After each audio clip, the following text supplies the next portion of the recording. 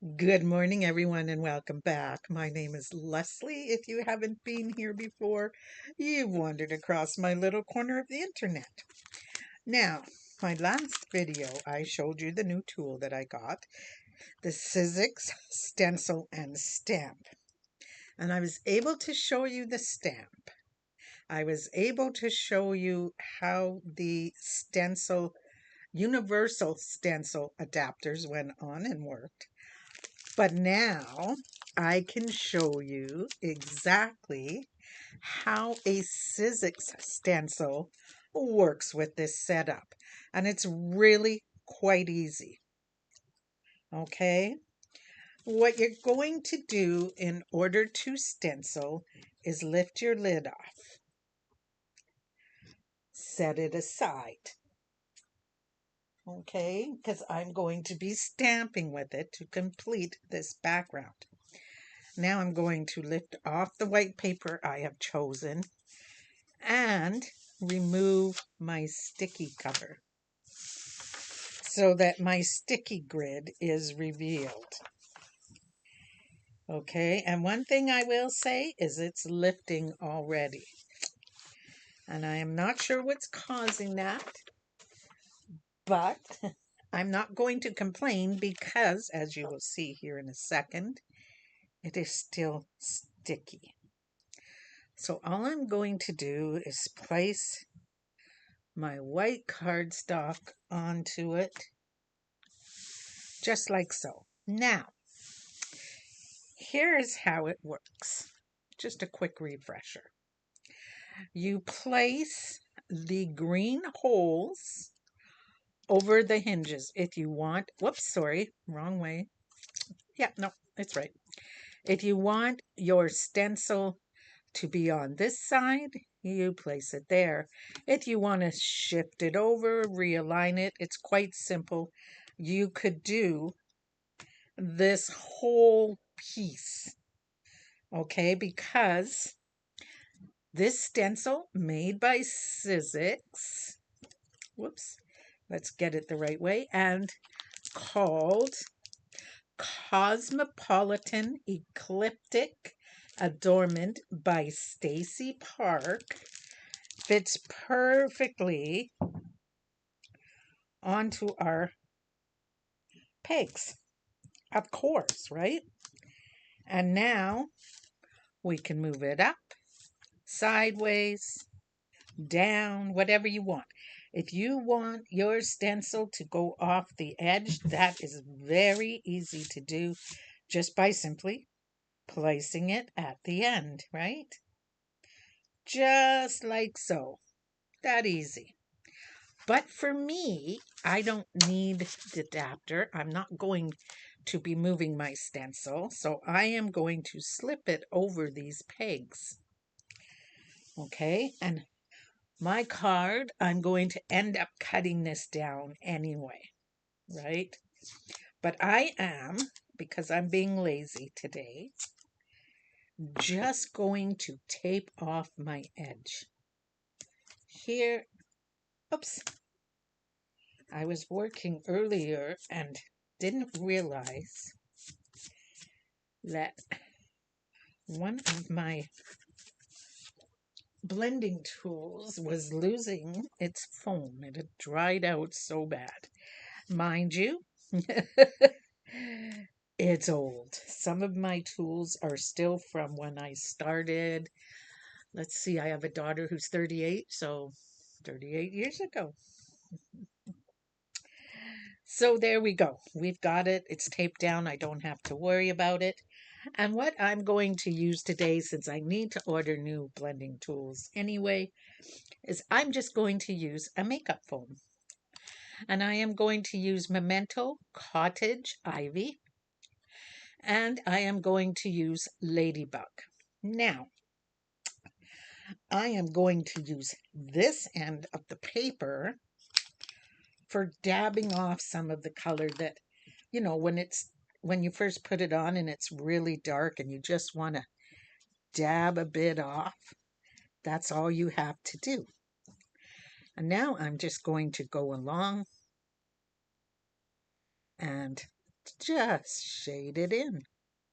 And I'm not doing any particular rhyme nor reason to this. I'm just having fun with my background. And when you see the matching stamp and what we can do to turn it into something that you could use on an upcoming, Christmas card, or even Halloween, depending on the colors that you want to pick. I want some darker ones now, so get some firm pressure on there.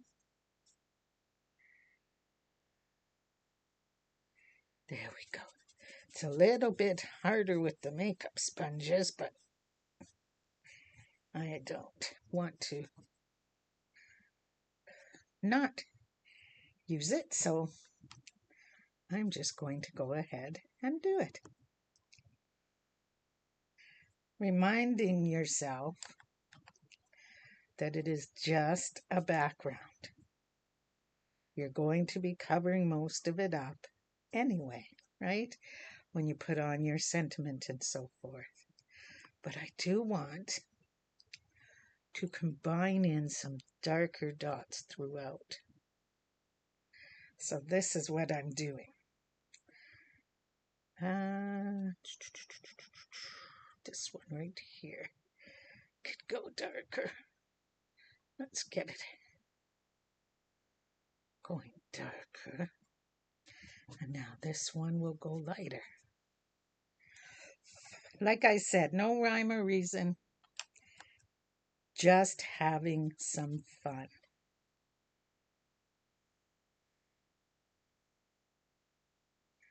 And because we are doing Christmas, I want to mix in some red.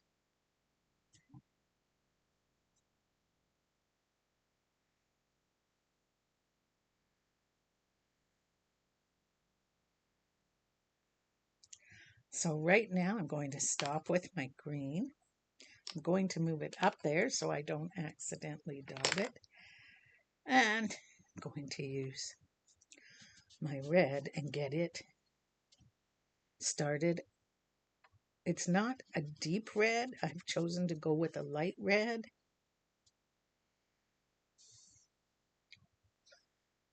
But if I do a second coat, it makes it the darker red.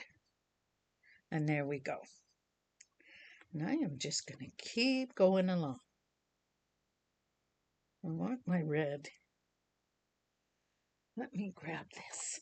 I do want my red to stay darker, so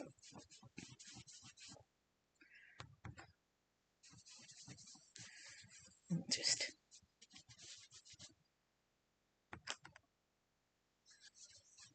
grab this and just keep on keeping on. I don't mind that some of the red has some green or some of the green has some red. To me, that is just crafting. I am not a perfectionist because you know what? When I first started out, I was. And if something like that happened, I would stop immediately. There would be no carrying on. And I wasted a lot of my time and a lot of my tools, my inks and stuff. So, while I do like it to look good, I'm no longer looking for perfection. I'm just enjoying the process. And I am using this just to kind of blend over the top. I need desperately in need of some new blending brushes. I used to like these, but as age gets to them, they're not blending as well as they used to. And so I think it's time to try a new style. So that will be in an upcoming video. I will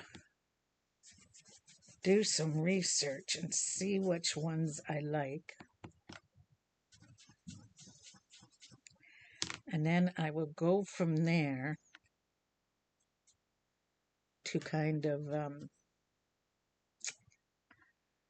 show you guys what I got and if I'm impressed, not impressed, pros, cons, that kind of thing. There we go. Do I like my Memento inks? I love them. Do I like Tim Holtz Distress inks? I love them.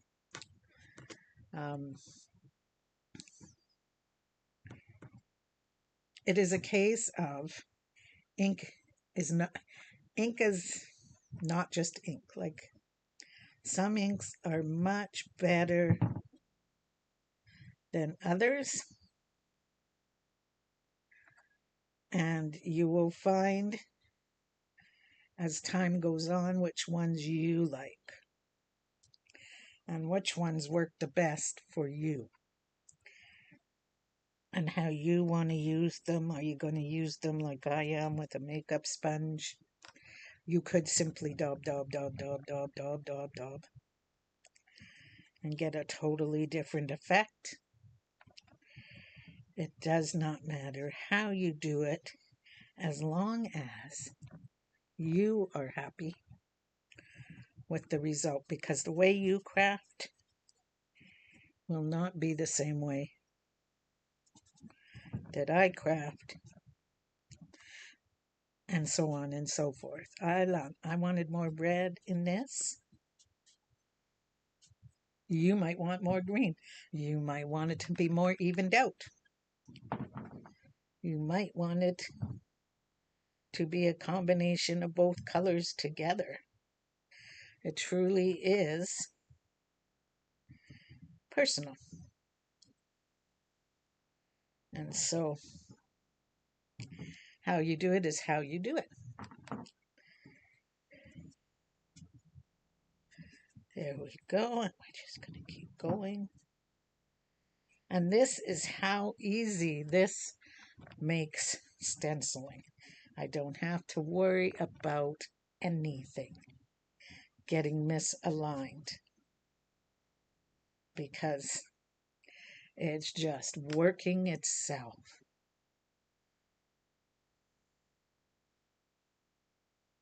It's just held in there and it's just working. Now I'm going to take my green and I want to, there we go, just kind of dab over those.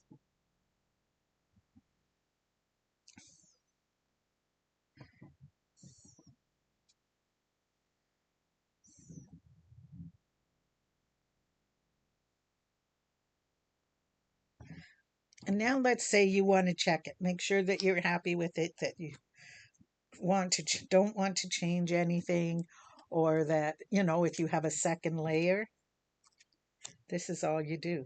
You can lift it up.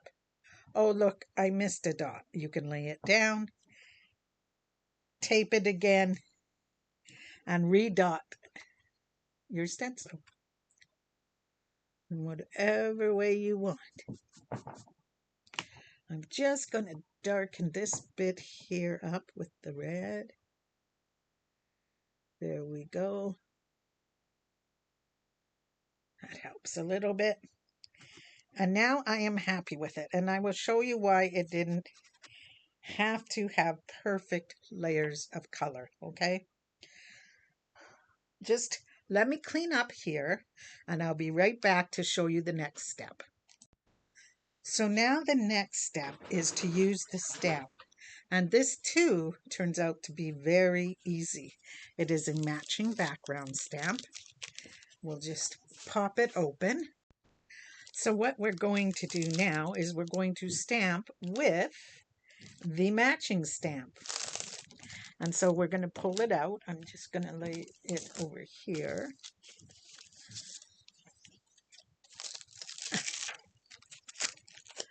Pull off the cover.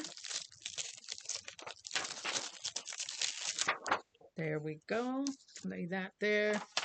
Lay that there. Oh my goodness, a lot of steps. And then I'm just going to line it up. It does not. Okay, how can I put this? It aligns perfect, but some of the design is bigger on purpose than some of the stencil design. So now you see I've laid it on, I've got it lined up, I'm happy with it. And all I need to do now is bring in my lid and smooth side, not rough side, smooth side towards the paper.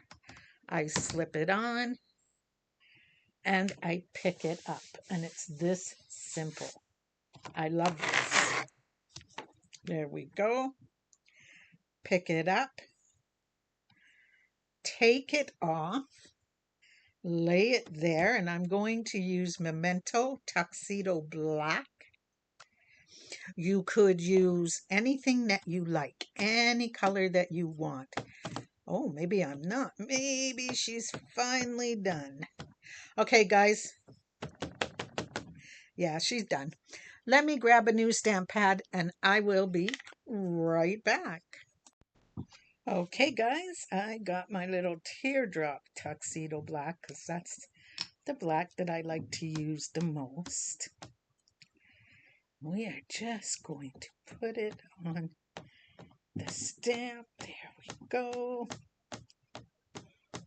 Takes a little bit longer this way, but I promise it will work.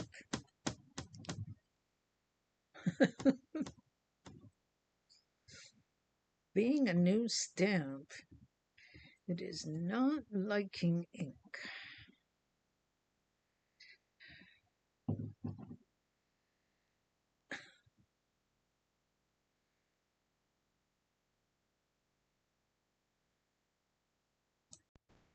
Okay, guys, now it is not perfect and not the way I want it, but I wanted to show you what you can do. So now you simply take this, you slide it back into the hinges, lay it down, apply pressure. There we go. Now, let's open it up. And oh dear, we do not have a perfect stamp. And maybe that's the way you want it. Maybe you're happy with that because you know you're not going to be using that part. But let's say that you're not happy with that. You can do this. Whoops. You can simply take your stamp pad, go over again,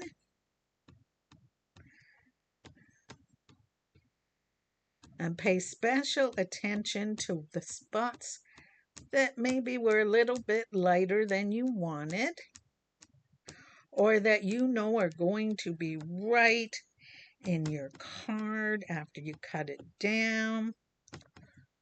That kind of thing,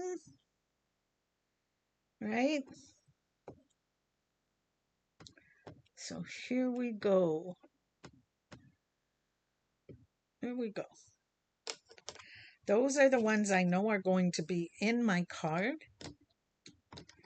So what I'm going to do is turn and flip. Now, lots of people take the time to condition their stamps. I could have done that. Maybe I should have done that. But I feel confident that I can get a good stamp because I'm using my stamp positioner. And look at that, guys. Perfect. Except for this one right here. This kind of wavy one. Where did you go? Right here. It is not stamping at the top. So I am just going to make sure that it has extra ink in those spots. Now that it's kind of accepting of the ink a bit better. And let's see if we can get that one spot in there. Whoops. Did I get it? I think so. Let's double check. And this is what I love about it. I can do it as many times as I need to. So let's have a look. It's this one right here. And it would be this side right here that is causing us some grief. Just hang on one sec.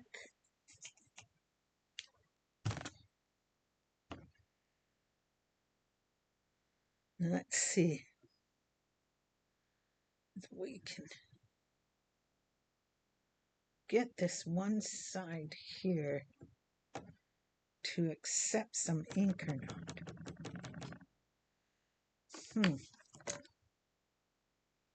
I don't think we are, but you know what? That's okay because I'm just showing you how it repositions so nicely, right? That you can do it as many times as you need to when you have a stubborn stamp. But I'm placing something right there when we make our card. So there we go, guys. It's that simple. I mean, how much more can you ask, right? We have used it, first of all, to stencil with. We have used it to stamp with both our background stamp and in the original video, we stamped the characters that we're going to use on our card. We can't ask for more than that. Now, there is more though. There is an attachment. It's a wheel. It will attach to the hinges and you'll be able to place a stamp on it and stamp and turn and stamp and turn and stamp. And then there is a stamp positioner guide, which I myself am not buying, and I'm not sure about the wheel. Is it something I will use? Let's just say that maybe once a year to make a wreath. I don't know. I don't know. It's not something I've ever tried, so I can't honestly tell you if it was something that I would enjoy using, okay? And that is just the honest to goodness truth. So that is how the Sizzix Stencil and Stamp works with both stamps and stencils and the alignment. Now, there is the universal adapters, and you will see me using them. Have no fear. They will get used. I'm not worried about it. But right now, I'm going to go cut these down, and I'm going to get ready to color die cut and prepare to do the card that will feature this and those critters you just saw. So I hope you guys get to do something that you love today. And I will see you in whatever comes next. Bye.